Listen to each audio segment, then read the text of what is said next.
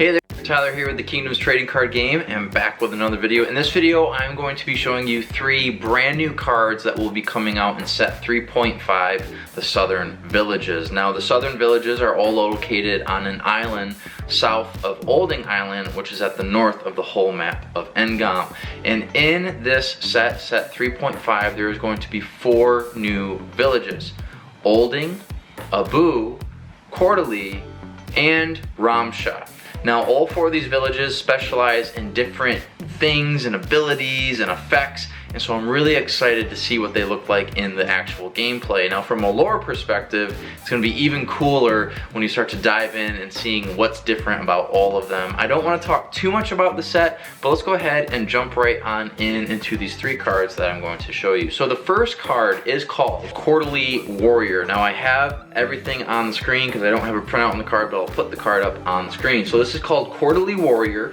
It is a Sacred Phase 3, cost 5. It is a battle card that can be used both by Marif and Tanis. It has 500 attack, 200 health. It has the ability Rage and the ability Pierce. So this is a very cheap Sacred Phase 3 card that has 500 attack, which isn't too bad for a Phase 3 card. That's average, but it does have Rage and it has Pierce. Rage allows a battle card to attack twice.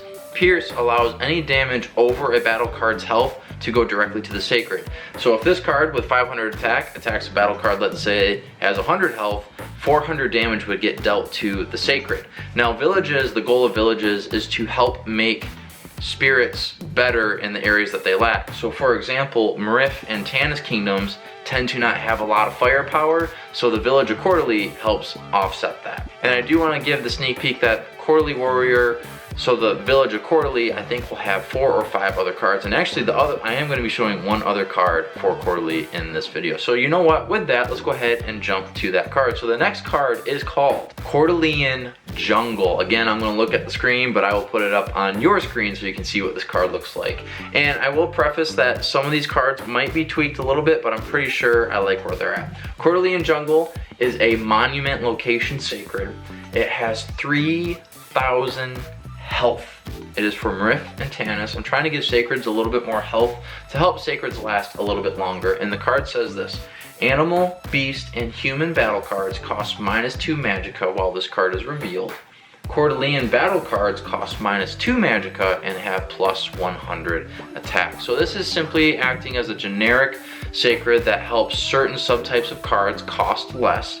So items, plants, siege, so those cards, and mystics, those cards won't be affected, or even buildings, which Tanis and Marif have a lot of those, but they do have some animal, they do have some human, they do have some beast, so it will work out in the end, but I don't think it will be too strong, especially because Borum Kingdoms right now still are some of the better decks in the game. And then obviously with this being a Quarterly Sacred, it does help Quarterly cards cost less and have extra attack. So I think it's pretty cool, and I love the artwork for this card in particular. The last card that I'm going to show you actually happens to be another sacred, and it's the only other sacred that will be coming out in this set.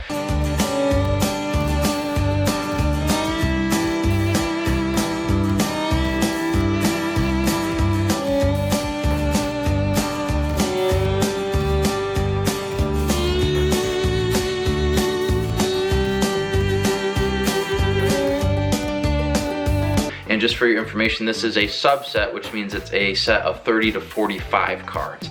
Now this card is called Ramsha, Port of Goods. Now Ramsha is kind of the bougie village. It is wealthy, it's where tourists go, it's where a lot of high-end political people and celebrities go, and it's where a lot of shady deals happen as well, which is really important for the lore. And some of the cards that will come out, they don't necessarily have what the lore story is on the card, but as the story comes out, as the lore story comes out on the YouTube channel, you'll start to see what's happening in all these cards. But anyways, back to the sacred. Ramsha Port of Goods is a monument sacred. It is for Tanis and Borum, and it again is for the village of Ramsha with 2,400 health.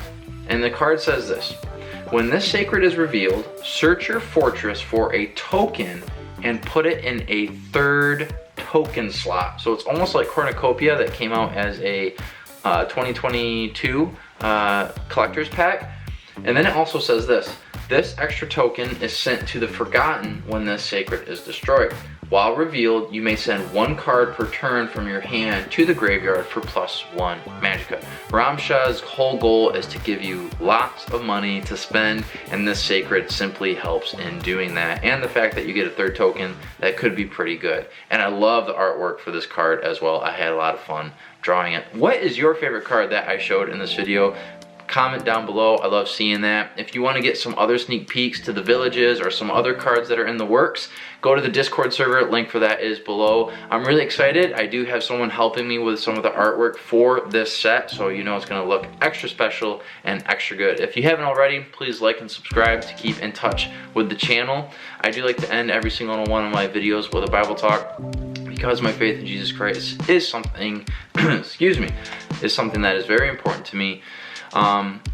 And I think what I want to share for this is that, you know, I say that my faith is important to me, but I'll be the first to admit that I don't always live my life in a way that represents that my faith in God is the most important thing to me. There's days where I don't always spend time with Him. There's some days where if I were to honestly ask myself, did I even think about God today? Did I try to like think of how close He is to me? No.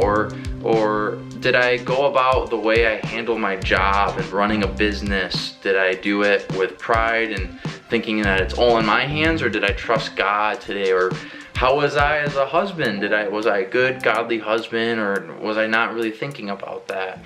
And so I want to encourage you that if you have a day where you might not feel like, man, I'm not doing a great job, I want to encourage you that if you're aware of that, that's a good thing. And I think God appreciates that, and know that God loves you no matter what.